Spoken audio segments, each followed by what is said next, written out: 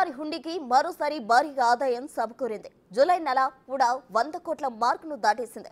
గత 29 నెలలుగా 100 కోట్ల మార్కును అందుకుంటుంది. జూలై నెలకు సంబంధించి శ్రీవారి హుండీకి 125 కోట్లు ఆదాయం సమకూరింది. 2020లో కరోనా కారణంగా తిరుమల శ్రీవారి ఆలయం మూతపడింది. ఆ తర్వాత 2022లో ఆలయం తిరిగి ఆలయంలో భక్తులను దర్శనాలకు అనుమతించారు. ఆ తర్వాత 2022 మార్చి నుంచి తిరుమల శ్రీవారి హుండీ ఆదాయం 100 కోట్ల మార్కును అందుకుంటూనే ఉంది. ఎక్కువ శాతం 120 కోట్ల రూపాయలు కూడా చేరింది.